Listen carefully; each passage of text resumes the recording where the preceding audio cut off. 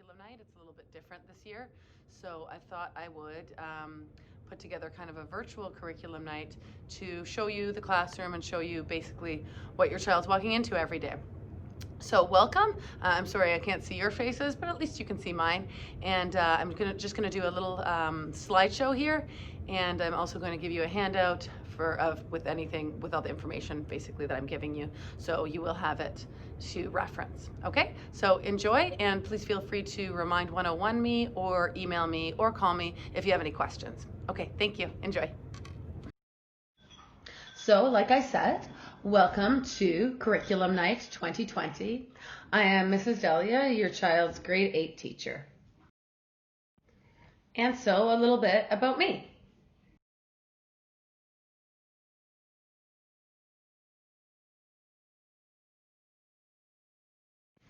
I am half Italian and half Croatian. My mother is Italian and my father is Croatian.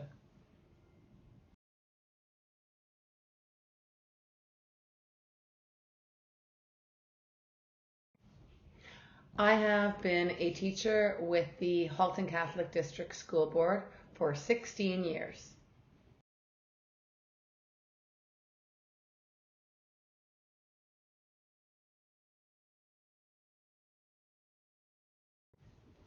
I love to read, I love to exercise, and I absolutely love dogs.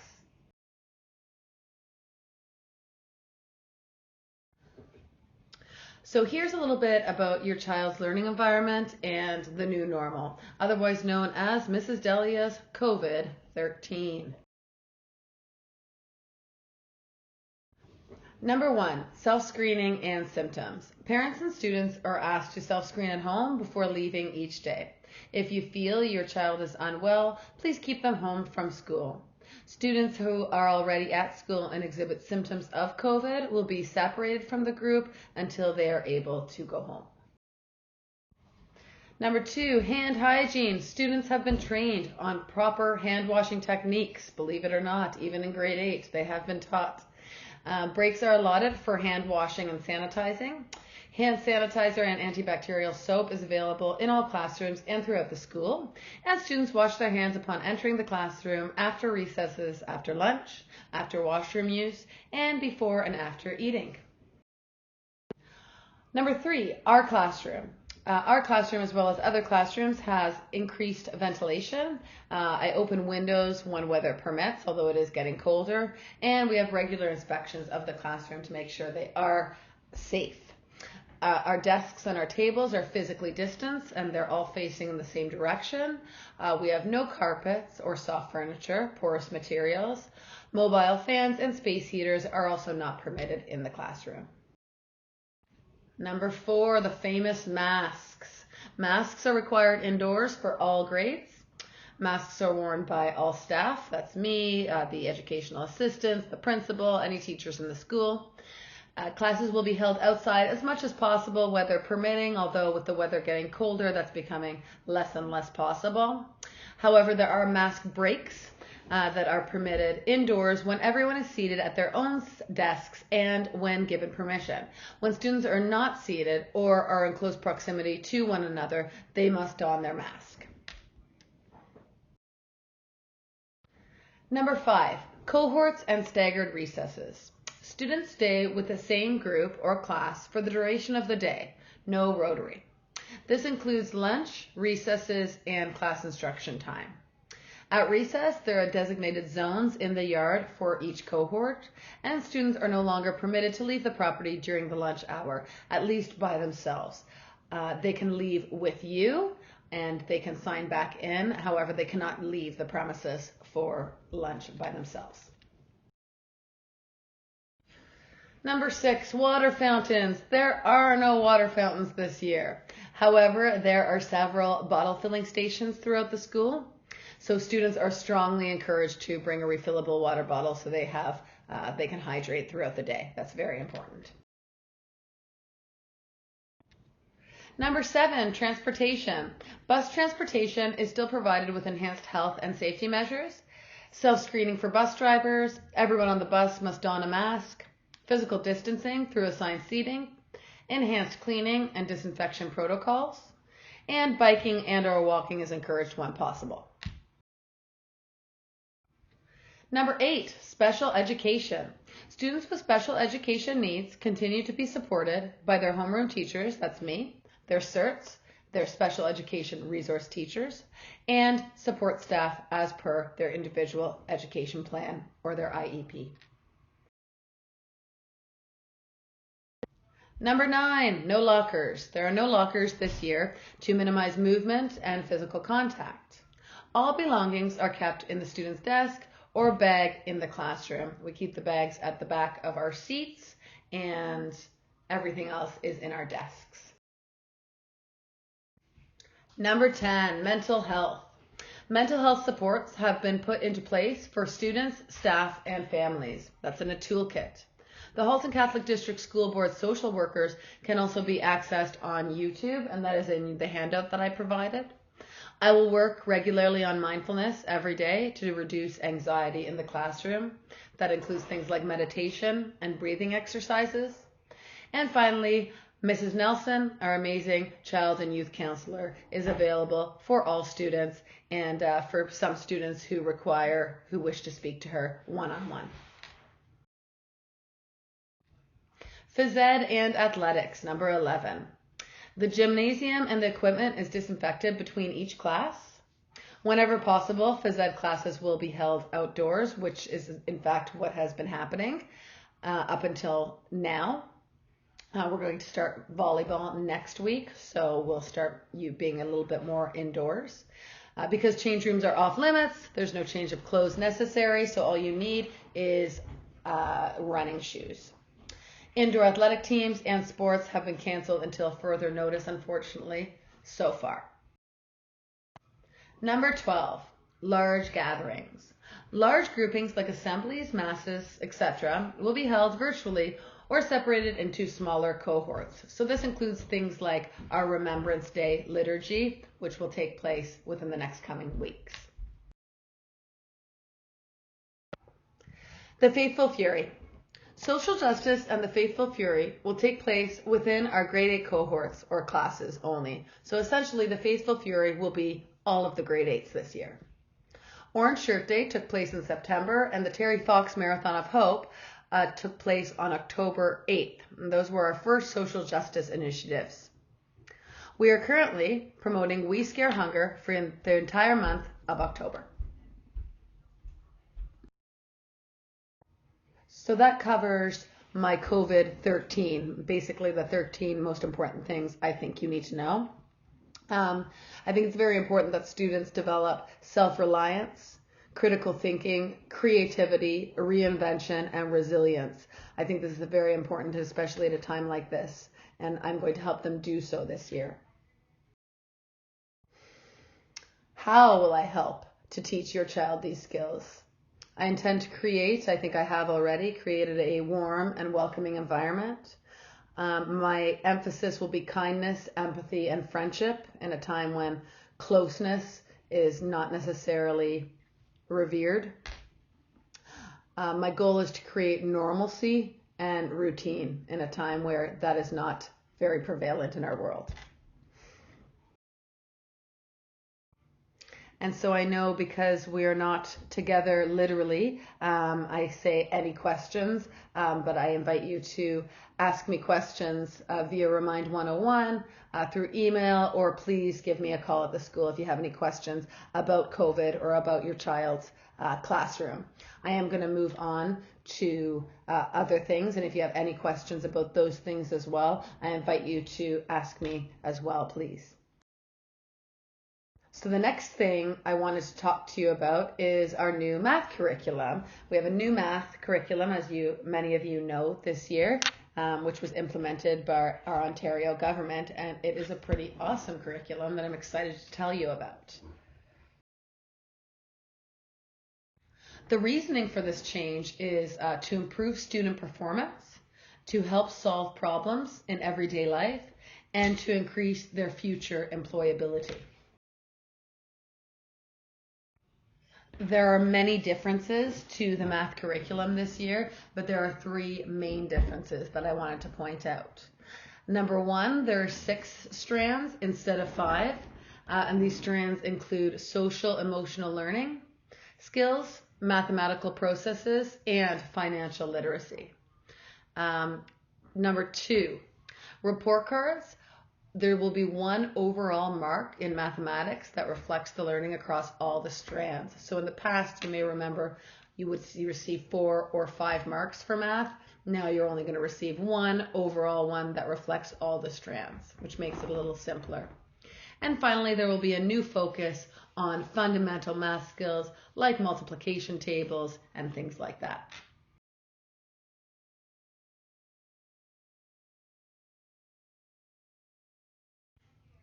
Assessment and report cards. There is 1 progress report card in November, as always this year, and then there will be 2 actual report cards with the grades, and that will be in February, term 1, and then in June, term 2. In terms of behavior and our classroom constitution, your children are very familiar with this. We say it every day. We have 5 main rules that incorporate every rule. So attentive listening, that means listening when whoever is speaking. I would like to hear one voice and one voice only. So that means the other people are listening, whether it be me or their fellow students. Mutual respect speaks for itself. Appreciations, please, thank yous, and no put downs. The right to participate or pass. I always stipulate that the more you participate, the more you gain. However, they do have the right to pass if they're uncomfortable sharing a thought or idea. And then, of course, safety. I always want them to think of safety before anything. Students will not be permitted to have their cell phones on their person in the classroom or on school property unless permission is granted. So all that means is that kids aren't allowed to walk around staring at their cell phones either at recess or in the classroom. That's only because there's internet availability on the phones and there's also a camera, right? So we just want to keep the safety of the students a number 1 priority. In order to do that, we don't allow the kids to have the cell phones on them unless they need it. So if they have to call you or they need it for research, of course, I'm going to let them use it, but those are basically the only reasons they need it.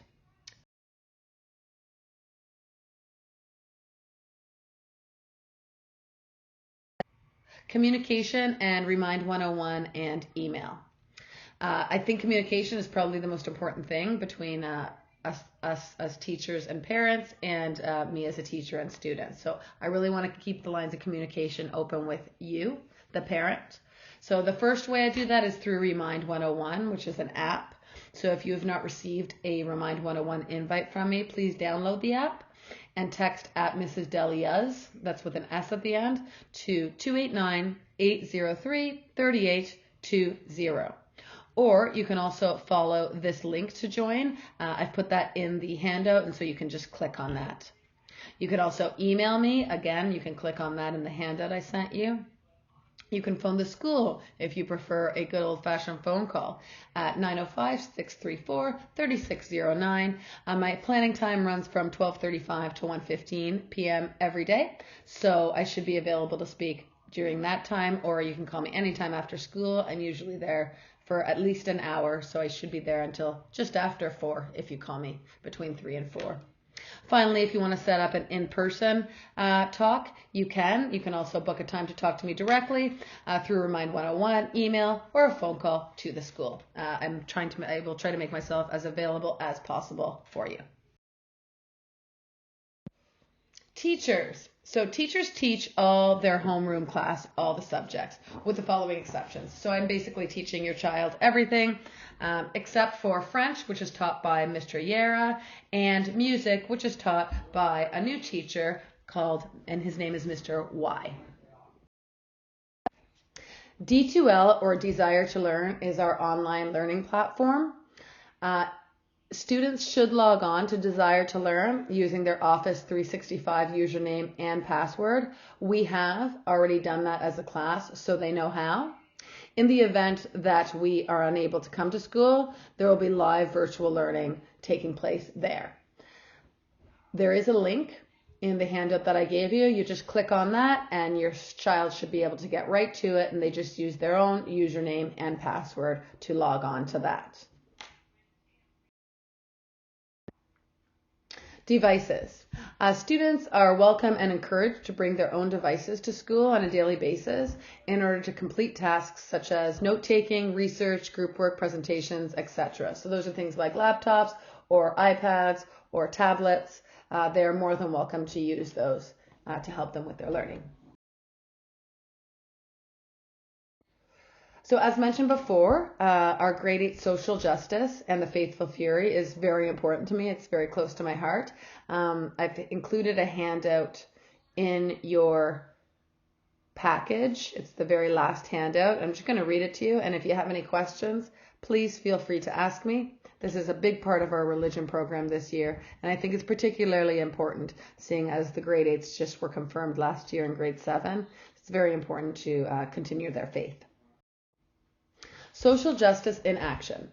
So for its 6th year, Holy Rosary has once again committed to social justice, meaning that our grade 8s will be educated on social issues and engaged in world-changing action. This is especially important in grade 8 because students have just been confirmed. Therefore, it is essential that they practice our focus on faith theme, solidarity, and essential question, how are we church in our world? The sacrament of confirmation received last year demands that our grade 8s show how they can use their lives, which are a gift from God, to improve the lives of others. Through their activities, students will be given the opportunity to participate in student-led campaigns, explore and develop their capacity for leadership, and engage with the world in new ways. In turn, their efforts provide tangible benefits for local communities as well as those around the world. Students will be split into separate groups of their choosing and within their cohort or class based on their interests and passions. In fact, they already have been put into groups. They've already chosen their groups. They will then choose an organization, which they have, that they wish to represent based on this passion. So for example, if your child's passion is sports, he or she might choose to support Right to Play or Jumpstart. Students will then be tasked with completing 2 goals for their organization by the end of the 2020-2021 school year. The first goal will be a Spirit Day to raise funds for the organization here at school. Each group will be given a particular month for their Spirit Day. The second goal can be as creative as they wish, be it raising awareness for the organization, collecting clothes, canned goods, having a water walk, a bottle drive, etc. Commitment to positive social change is a requirement for all grade 8 students in this year's religious program. More information will be coming your way soon. So as I mentioned earlier, we are currently doing We Scare Hunger, which is collecting canned goods for Food for Kids Halton, and that's our first social justice group who is taking that on. So that's our third social justice initiative this year, but our first group is taking that on, which is pretty awesome, I think. Graduation, what you've all been waiting for.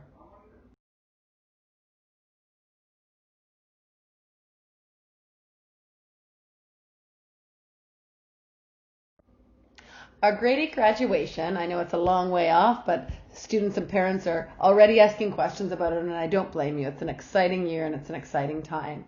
So our grade 8 graduation will take place on Monday, June 21st, 2021. This is the schedule. There will be a morning mass at 10:30 a.m. at Holy Rosary Parish. There will be an afternoon luncheon from 11:35 to 12:35 at Holy Rosary Parish Hall. The graduation ceremony will take place at 6:30 p.m. in the school gym, and then it will be followed by a graduation dance from 8 till 10 p.m. at the Holy Rosary Parish Hall.